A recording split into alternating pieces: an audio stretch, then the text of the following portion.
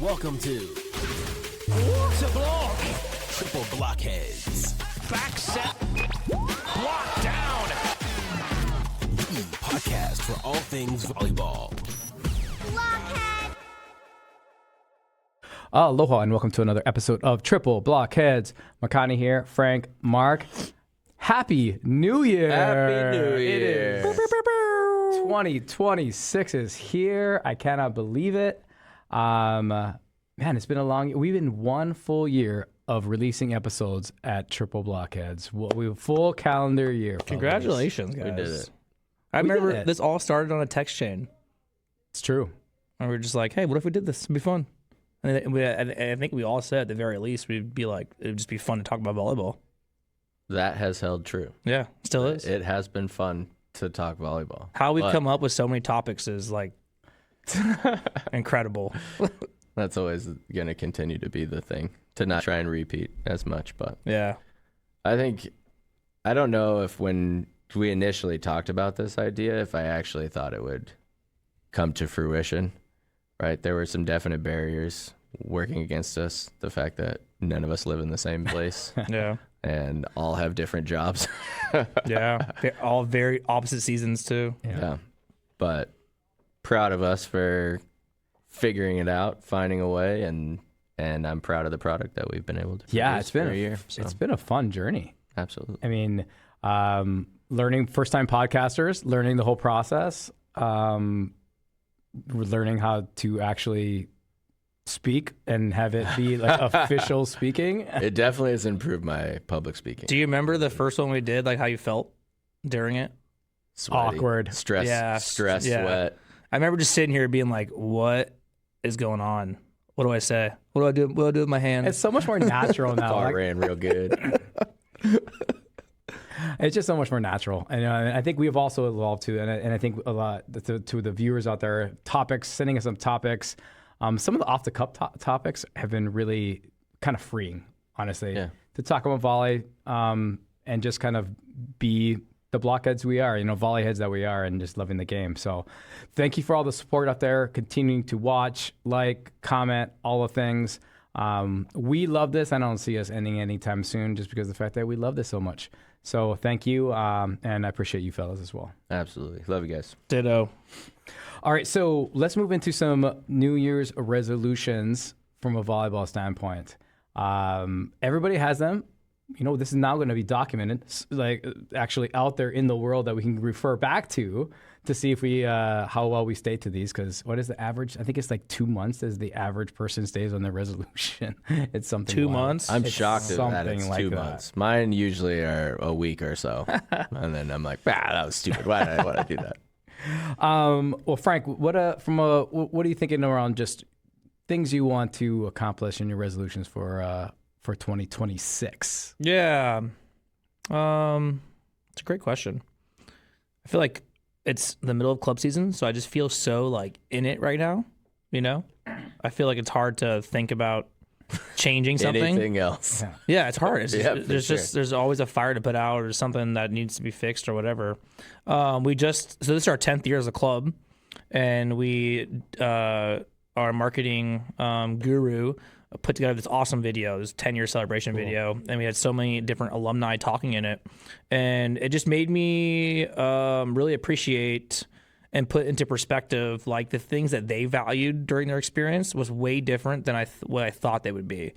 Like I thought that they would really think about the teams that qualified and the success they had on the teams that they were on, but they all just talked about the culture of the gym, the coaches that they got to meet, the friends that they made for the rest of their lives. So, like that's probably like my big resolution going into this year is just keep that perspective in mind as these kids are in it right now. Is like, yeah, we're going to try to be really good with our top teams and we're going to try to develop really good with our regional teams, but like creating space for them to be friends, creating space for them to generate these awesome memories that they will actually remember and seem to actually remember versus what we remember when they were here, So Relationships over results. yeah, and that's always been a thing, but like, just making more space for it in the gym during the practice plan.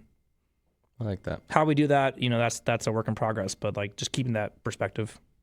Oh, we don't need all the answers to the resolutions. Yeah, That's just what yeah. we're going to try and do. So hopefully that's longer than 2 months. Hopefully we break the average. Fair. My first one is something I've always kind of struggled with, but something I really want to, as my time gets stretched thinner and thinner and my daughter gets older, and I want to be more present when I'm with her, but still work at a rate that makes me great at my job. You know what I mean? Like, it takes what it takes to be great. So I think the thing I want to really work at is dominating small tasks. Like, if it takes me less than 5 minutes to do something, I need to do it right then. Because right now, those are the things that gets pushed off and sometimes can be forgotten. And it's usually simple things like reply to an email. And I need to have a better perspective on what my response means to the person that's getting it more than the time and effort it takes me to do the thing. I think my impact on others can be greater if I become better at these short task stuff. And from a professional standpoint, I feel like that's something that I got to keep working on. I think I'm in the similar mode, right? I'm trying to think about as we move forward. My two boys get older.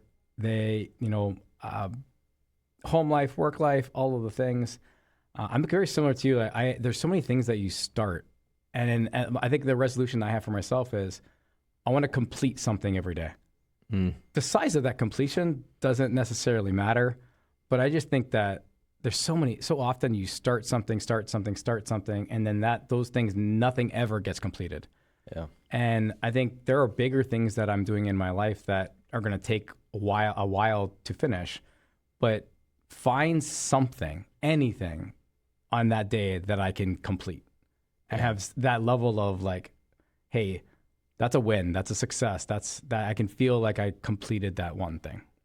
That reminds me, so I listened to a couple podcasts recently with Mel Robbins. She's now a motivational speaker, but has a really interesting story, and she talks about this countdown method to action. So basically, when you have an initial thought or impulse, you have 5 seconds before your brain puts it out of your mind and it becomes not important anymore.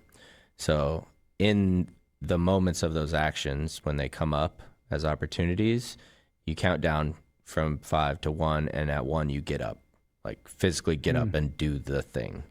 And if you can buy into that piece, your productivity, motivation, all that increases. I'm doing like very light paraphrasing to all this, but definitely check out some Mel Robbins stuff. And it's, if you are looking for ways to make yourself more productive or follow through on some more stuff, I feel like that's a great method. I've started using it at home randomly. Usually it's getting out of bed. Like, I'm one that I want to snooze for at least one.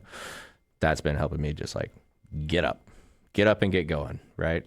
I tend to be a little bit of a night owl, so I value my sleep in the morning, but that's also time I could be spending with my daughter when she's awake and I'm not. So 5, 4, 3, 2, 1, get out of bed. You know what I mean? And then get up and go. So, but worth looking into for anybody out there. I love that. Any others? Yeah, I mean, like you guys both touched on work-life balance. Yeah. And me not mentioning that first probably means that I need to make that resolution too, because that's literally the story of my life. Is like I just want to do everything, and that's what gets sacrificed the most, and I don't even think about it. So that's always true. I think a side note of that is learning how to delegate better, and how to teach while delegating instead of just throwing responsibilities on people, but also like giving them the mentorship of a club director who's seen a lot of things within the club. So if someone's going to tournament direct for us and it's their first or second time doing it, like, like how do I prepare them for what might come during that day? Or if someone's master coaching, like how do I make sure they have everything they need so that I can delegate them to them, but I give them a chance to be successful too. And obviously that as a club director, that takes a little bit more off your plate. That's not one thing now you have to worry about. You can spend your time somewhere else that might be more beneficial to the club. So learning to delegate, learning when to like say no, I guess, to a little bit more to certain things that'll pop up during the club season. Mm-hmm. Yeah, I'm just trying to be a better teacher of the coaches, and not just the coaching part, but like the structure of the club part. Mm-hmm. That's good. I think we all can relate to the work-life balance thing, right? The nature of our sport is way more intensive than I think the general public believes. And I am a firm believer that if you want to be great, it takes what it takes. You know what I mean? There's no shortcuts to the top of the mountain. You got to grind your way through it. So I struggle. I always struggle with that work-life balance. And part of my struggle is like I get fulfillment through work. So like I'm filling my cup by doing the work and by like attention to detail and knowing that I did a good job. Like that fills me up too. So it's a little bit of a double-edged sword for me right now. Is like I lean into my work because I get gratification and fulfillment from my work, but that just like still detracts from the time I spend with my family and how present I can be as a father and husband, and that's an area I think I'll always struggle with because I love volleyball. I love what I do. Obviously, I love my wife and my child. How do I give all of myself to both? I think I'm pretty good at compartmentalizing right now, but the actual time allocations are not balanced. And I don't know if it ever will get to 50-50, but I need it to get a little bit more family. Yeah. Because I don't want to miss on these once-in-a-lifetime things. Like, my kid's only 2 once. Yeah. So I want to be present for her, all these development things. I feel like I go on a long road trip and I come back and she's putting together different sentences and doing this different stuff, and that's hard. Yeah. But I also love what I do and everything else. So like I always struggle with that. I don't know that I will never not struggle with it as long as I'm in this profession. I think that awareness is something, right? At least I'm aware that it exists and that there is a divide. I just need to get a couple percentage points more on my family side. And I think part of that is the delegation piece. Part of that is figuring out new ways to streamline my work. Yeah. Obviously the biggest component is in-season scouting. Like that takes up the most amount of my time in season. Like when I'm in the office, I'm working at it. I work on it every night at home. Like I do it after we put our daughter down to sleep, and I try and hang out with my wife for an hour or so, and then I'm going to grind it out from 10 to midnight or 1. Like that's just kind of how I'm wired. Is that getting everybody what they need and still getting me what I need? Like this past year was a lot. Yeah. This past season was a lot. It was a grind. We were really successful, and to maintain that success, you have to put in the work. Yeah. For sure. Right? Yep. So this isn't a woe is me to the situation I'm in. Like I know what I signed up for on all fronts, and I know I can do both of them at a high level. I would like to find a more streamlined path to make that happen. Yeah. I mean, I think it's a lot about just spending the right time on the right things. Yeah. And I think it's a lot of times as coaches, I think we learn how to be self-reflecting because it's something we are really trying to coach and develop our players to be as well. Yeah. So I think a lot of times that we rub ourselves, like we that concept is inherent in us. But I think what we don't necessarily do well of, or I know I haven't done well of, is that doing that next step. Saying, I'm authentic with all the things that are there, but then have I prioritized those things? And am I then prioritizing my time to spend the right time on the right things? And I think we can be successful at them, but I think it's all about when you're spending whatever that time is. Then, and I mentioned this on one of my life themes is to be on purpose. That's one of my core values. And I think when you then make that decision to spend whatever time that is and wherever it is, whether it's at home, it's at work, it's with a hobby, it's with a friend, it's with a podcast, that you limit the distractions and you are just on purpose to what that is. Yeah. And I think in my experiences, you're more effective when you're on purpose. I think those that are around you can tell when you're on purpose.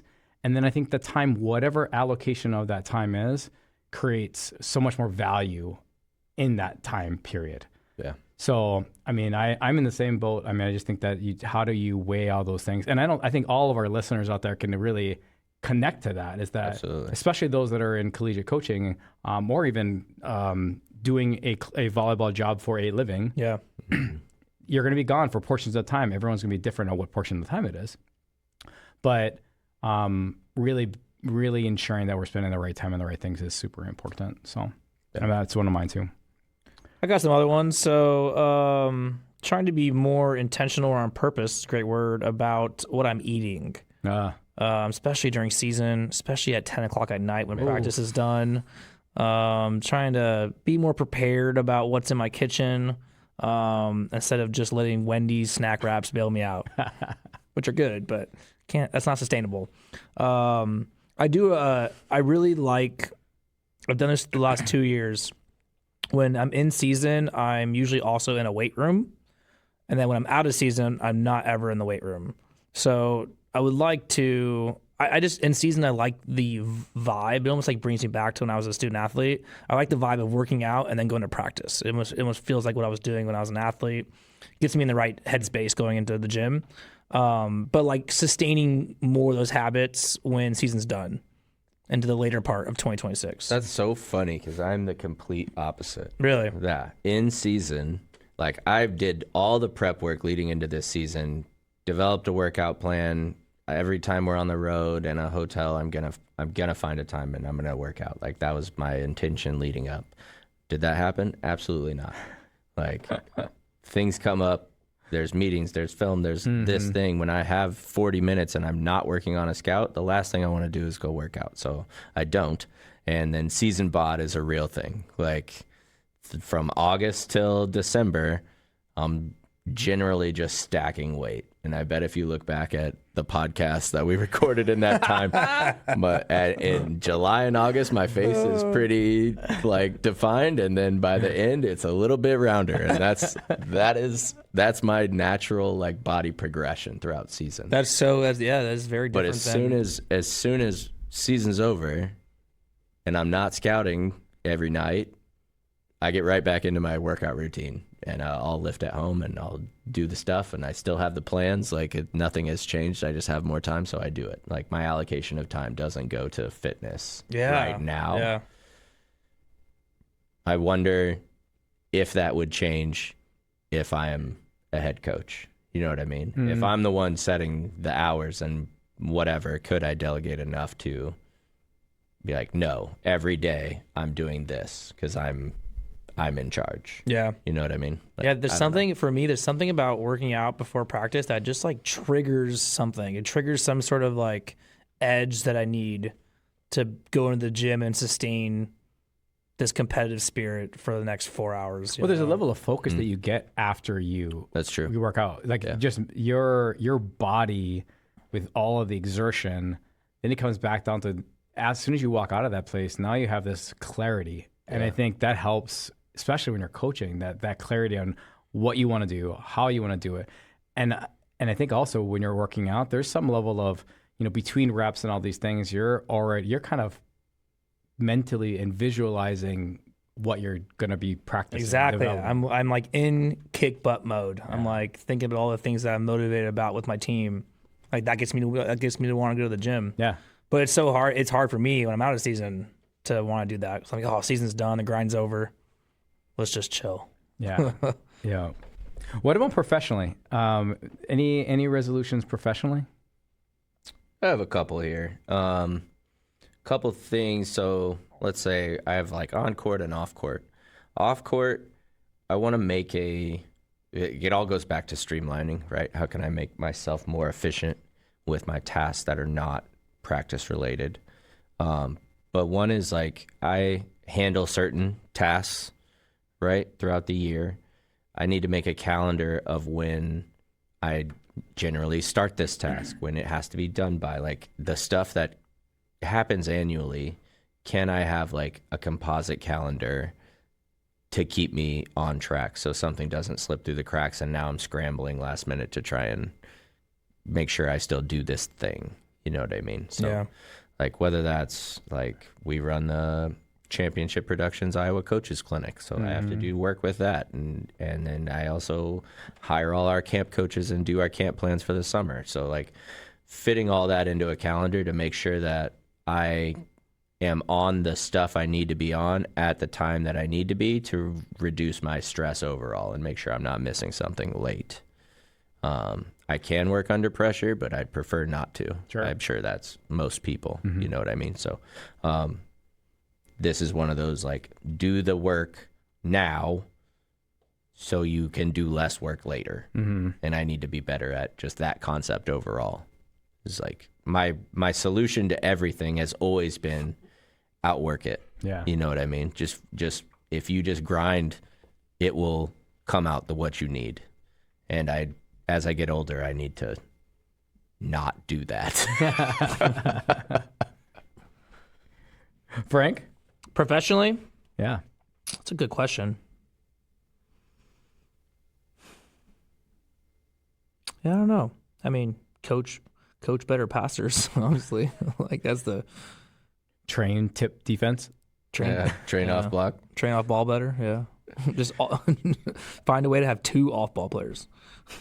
That's one of mine is like I want to get better at training floor moves, like digging balls in front of you where we got to collapse and do stuff like that. Like it's not something that we do a ton in our gym, but something that I think that's an area I think we can improve on a lot. So I need to spend some more time doing some more research. I'd say my other one in that space is like continue my deep dive on how people learn, right? It's less about coaching and more about understanding how humans learn. So the motor learning aspect and different things, like how can I connect with each player, meet them on their level and how they like to be taught and how they can best learn. So I want to keep diving into that space. Yeah. That's something I work at a lot. Like I don't think I coach any player on our team exactly the same as one another. Like their individuality is their strength. Yeah. And I want to meet them where they're at in whatever phase that takes. So that's something that I'm going to keep working through. I love the specificity of some of your guys' professional resolutions. I think mine is to figure out what's next. I mean, I think I'm in an interesting part of my volleyball career, where this is the first year I haven't been associated with a team in the fall Yeah. in 2 decades. Sheesh. What's that feel like? Obviously in the last 4 years with, my 4-year-old and my 18-month-old, my life has completely changed. So what I'll say the last 4 years was hard, right? To do those types of things and be associated with a collegiate program and whatnot. But obviously it fills my cup in that standpoint. And it's a part of me that I think will never leave.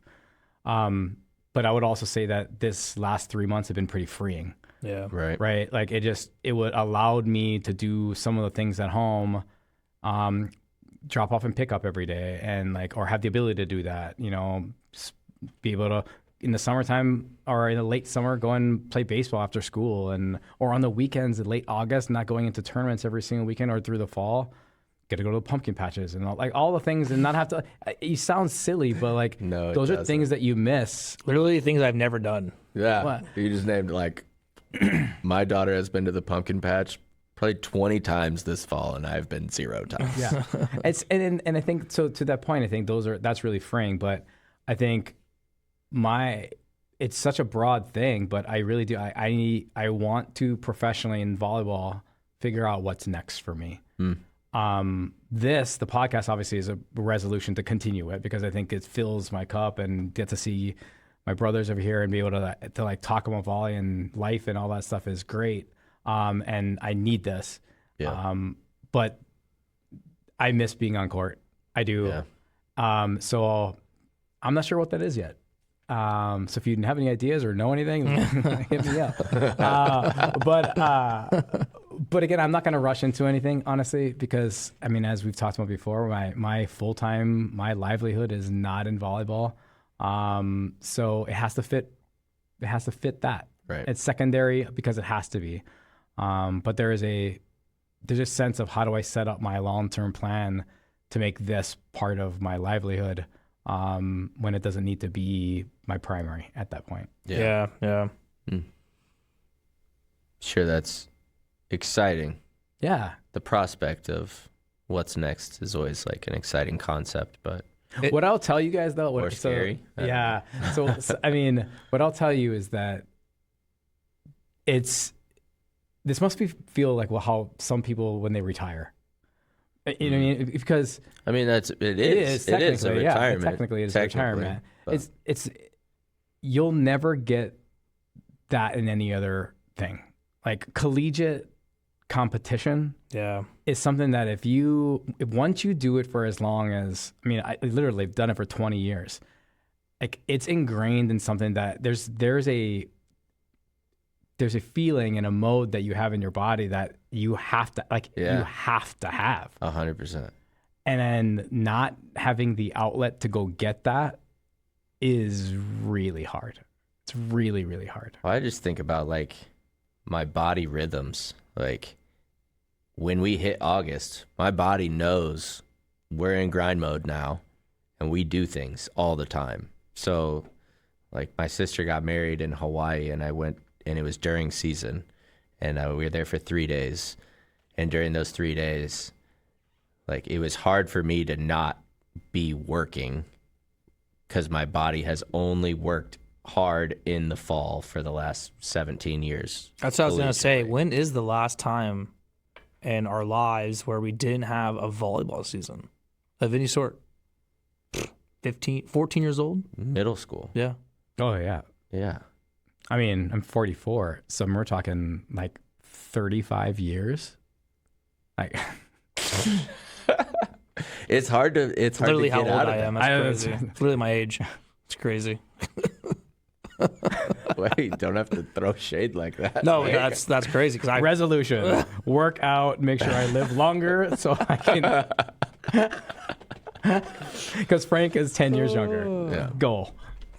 You look great, McConnell. Oh, thanks. 44. But I've been in volleyball in a coaching role for 15 years, almost half my life. Because I started coaching when I was in high school. I started coaching when I was a freshman in college, a little bit in high school, and I feel exhausted. Like, man, I've been in this so long. Like, I can't imagine how you feel. Like, I can't fathom. You must be tired. I think you have a way different scope of love for the game than most people to be able to stay in it that long, right? Like that's awesome. It's like it's inspiring, but also like, man, I can't imagine that.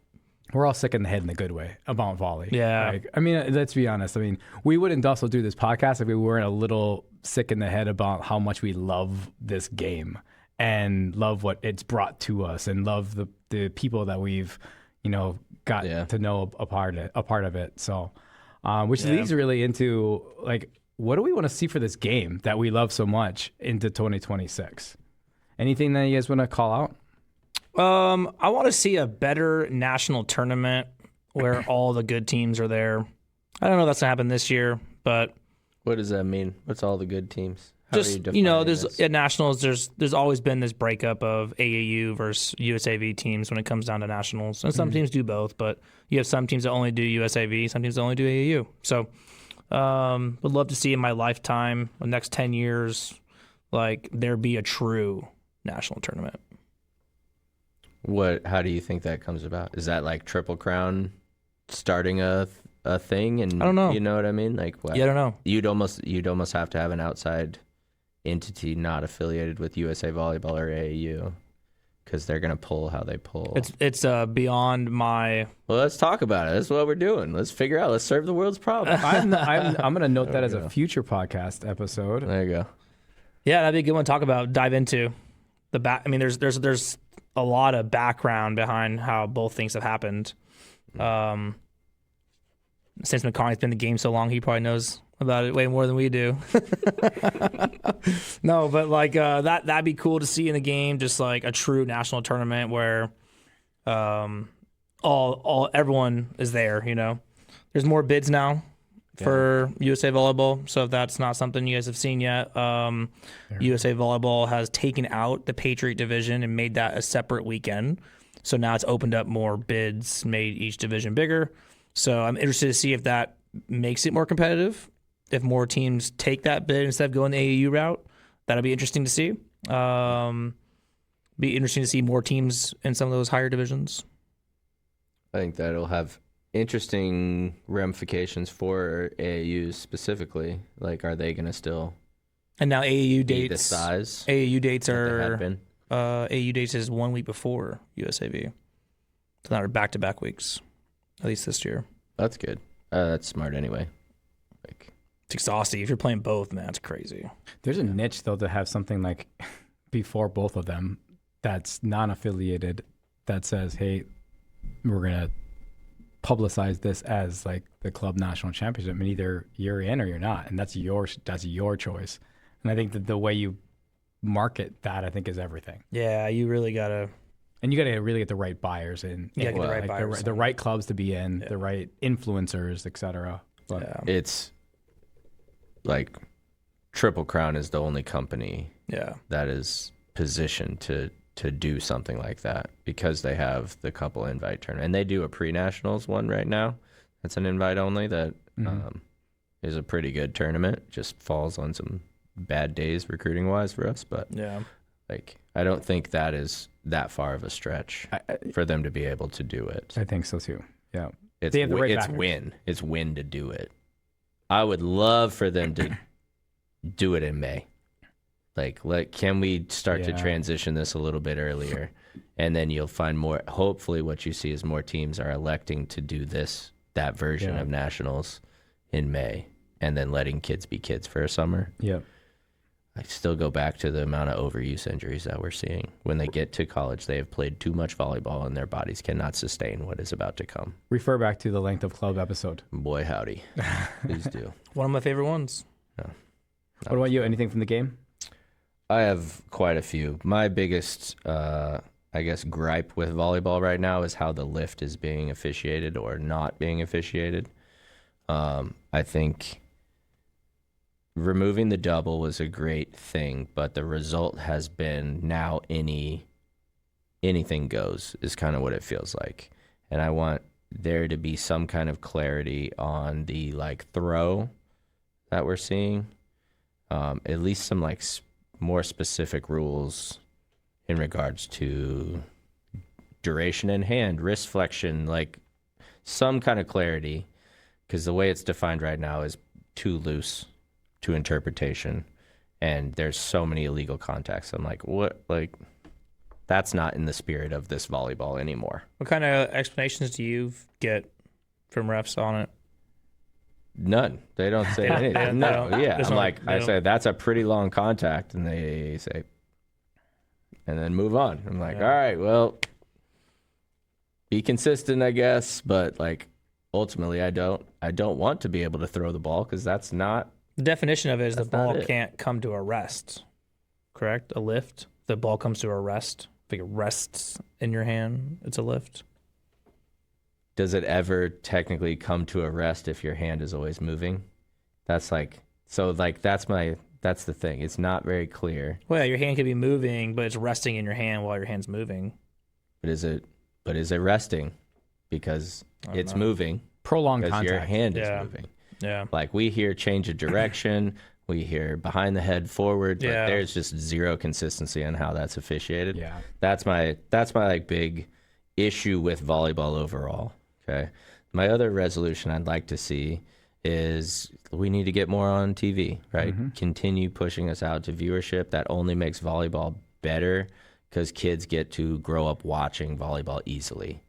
And if more kids get to watch better volleyball, then they will want to continue to play and get better. And we'll see the improvement happen nationally. Now, barriers to making that happen, obviously, we are up against other fall sports, which are a lot, right? It's the beginning of NBA. It's NFL is starting. We have Major League Baseball's postseason is going in that span. Like, there's a lot of other competing sports that are going on. College football literally is in the fall. So how do we get different deals? Or I'm seeing like a few channels start to gravitate towards promoting women's sports more as a whole. Can we link into some of that stuff, right? Just to get more options out there. The other barrier I see to this right now is the amount of replay systems and the lack of consistency and requirements. So you might have a replay that takes 5 seconds. You might have a replay that takes 20 minutes. Like, there can't be that kind of disparity. Mm-hmm. So either it's requiring or mandating certain levels of replay that are going to expedite that process, or an extra person or something, or a different video system altogether, like Hawkeye or Bolt 6, which the pro leagues are using. They don't even have line judges, and their review system is so much faster. Now, there's a huge price point to getting any of those. They're about $100,000 a piece. So is that feasible for everybody? No. And that's what's hard about the mandate. But there has to be something that gets this sped up faster, because that is the number one reason why we lose viewers right now. Mm-hmm. I think I agree with a lot of what you said. And for the game, I think we need to take a step back and say, I know we're in Iowa, it's a little bit biased, but what did Caitlin Clark do for women's basketball, and then eventually the WNBA and women's sports in general? And it took someone who was charismatic and was breaking a record and had the eyes and coverage to then create that momentum. Yeah. She was also hitting some deep 3-pointers. Well, but I think, and agreed. Or again, I think that she's charismatic in the way play she plays, as well for sure, as for it's sure. kind of the whole package is charismatic. For sure. And I think when you think about volleyball, like, how can we learn from that jump, right? How can we leverage the college game and some of the success that you're seeing with some of these players, and how can we ensure that we're tying those things into how we progress the game? I know that the W is way more, advanced in their progression than any of the pro leagues that we have. I think part of the fact that we keep switching, we don't know what we're doing. We continue to, we continue to evolve and change, and so then no one ever has some level of connectivity to one thing. Like, the W's been here for 25 years, right? Yeah. And I think we need to have some level of consistency there to have it evolve, so then we can all promote something that we're all wanting it to be, right? Yeah. And then I think that leads to a little more production quality and lead up and coverage and all of those things that I think grow. I mean, just think about it. Sand volleyball and the popularity of that is immense every 4 years.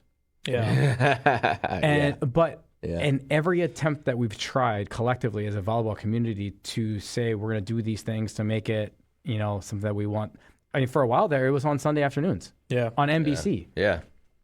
And once Misty and Carrie stepped away, once Dahlhauser kind of stepped away, like, I think then you have some of these. We didn't have a good enough job of keeping the momentum going and evolving, or whatever it might be. I don't think it's tough. Like, those are streamed. Like, AVP stuff is streamed, and I don't think it is marketed very well right now. Yeah. Like, it doesn't come across in, like, I think I have every streaming service that exists, and I don't see enough of it just pop up for me. Like, every algorithm knows that I'm into volleyball. So why is it not popping up more frequently? I think you're spot on. I think to the Caitlin Clark note, like, I had on here, like, how do we create more idols? You know what I mean? It's like, we need star power, right? That's what women's basketball has had over the last 3 years, 4 years ish, is like, these people gain a ton of followers. They are like, Paige Beckers is a star. She's a star. Then she gets WNBA, and now she's, You know what I mean? Now we blow up. But like basketball is a little bit different than volleyball in that sense, where you can have a star and they will win you games. I don't know that if you just have one star on a volleyball team, they're going to win a ton of games. Sure. Not necessarily, not for how talented they are. Yeah. And then how are they using their platform to continue to build? Right now it's like TikTok stuff, but it's like, where's the purpose? And you know what I mean? Yeah. It's like, that's cool and kids follow you and whatever, but like, how's that driving our sport forward? How's that helping continue to build like your value as an idol, right? As a sports idol. You know what I mean? Like right now, Harper Murray might be the biggest name in volleyball in college right now. And then what? Right. You know what I mean? Like there's so many unreal volleyball players in the country right now. The USA is currently ranked #1 in the world for the first time in I don't know how long. Mm-hmm. Who of the general public can name 3 people on the national team? Right. You know, and that's a disgrace. That can't happen. Like these people need to be sports heroes and idols for people. So how are we elevating them to a platform where they can do that, to continue to drive little girls to want to do it more than just starting off from a social aspect? Like really be driven at a young age. Like I want to be like Chiaka Obagu. You know what I mean? Mm-hmm. Like where are those coming from? And not to go on a tangent on this, but I think it's an interesting note because you see tennis, and tennis is an individual sport or a double sport, but typically in the individual sport. Mm-hmm. And you don't hear it at all in college, but then you have the pro circuit, right? And then the pro circuit has done this, and now it's on ESPN and it's on, every single, even the lighter matches are being covered in some sense of the winners are blah blah blah.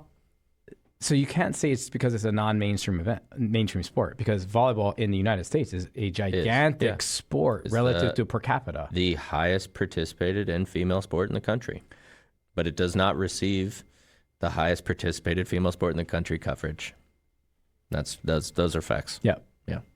So it is an interesting dichotomy how like when it is on TV, how do you guys feel about the production that different companies are doing on the game of volleyball, indoor volleyball? ESPN, who else does it? Fox Sports, Big Ten Network, those type of things. I think it's fine. You know what I mean? Like I think I have a different perspective because I have a different knowledge of volleyball than your general viewer. Right. So, like, do commentators bother me when they say obvious stuff? Yeah, but that's because I've been coaching collegiately for 17 years. So, like, I can't be that to the normal normal viewer, person. That's like, probably important. Yeah. So, I think the one thing that could help our broadcast stuff is more inline view. You really get an appreciation for speed, height, athletic ability when you see it from the inline rather than from the sideline, right? If a ball is coming directly at you, I can't really judge speed, pace, tempo, right? When you watch on TV and that go ball is just coming towards you, I have no idea how fast that is. I have no idea how high they're jumping from that zoom out view. If you get to the inline view, you see how quick that ball is. You see the offensive patterns and how they flow, and that middle's up, and now the ball's over the top of them. And man, that kid put her whole head over the net. You don't get that same appreciation from a sideline view. I think more viewership needs to happen from an inline. I could not agree with you more, because our game is start and stop, and I think.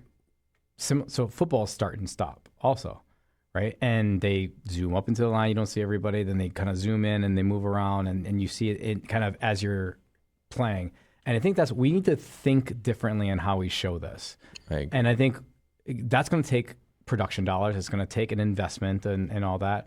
But I could not agree with you more. Like starting off in the serve receive from the receiver's lens, right? As if you were see from that the ball end. float around. See Start how much there, it moves. Have that come, be in that shot, and as soon as that ball is attacked, flip to the overhead view relative to the defense to see how they're.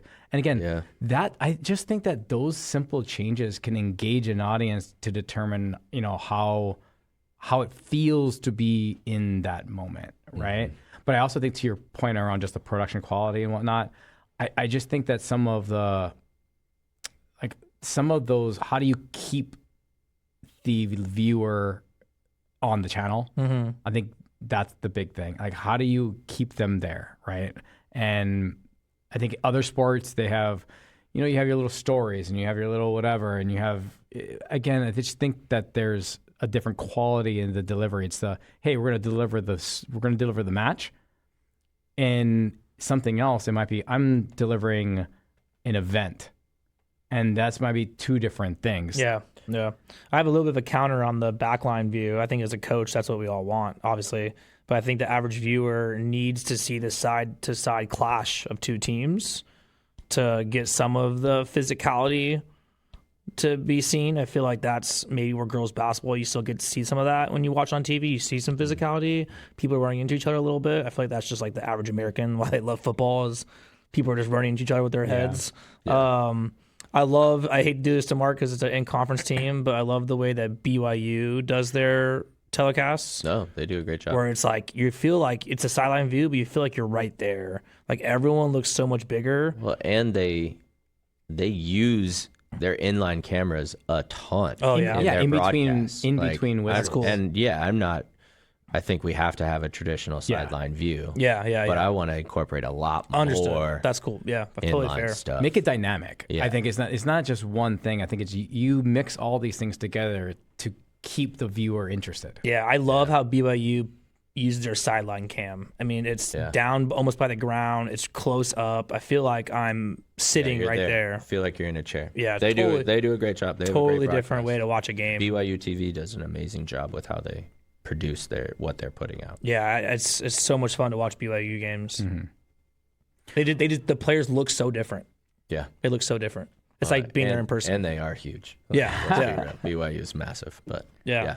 Well, I think that the moral of the volleyball story around what we want for the game is that just other people to feel the love and be introduced to it, and then also people who love the game have more access to it. Yeah, and that's really the gist. And I think, as we move into 2026, obviously the amount of people in the United States who have a love for the game continues to grow. So I think, our objective here on the podcast is that same thing: provide some content, maybe a release, maybe some humor or whatever it might be to have a volleyball conversation and an outlet to listen to other people talking about volleyball. But I think we all want the same thing: is get it more in mainstream, introduce it to more people, and continue to grow the love for the game. Yeah, man. Let's go do some things in 26. 26, it's where it's at. And we're going to see 2026. You're also going to see the Blockheads continue this podcast. So thank you all. And Happy New Year. Blockheads. Thanks for checking out this episode of Triple Blockheads. Make sure you like and subscribe on your favorite podcast platform so that you never miss an episode.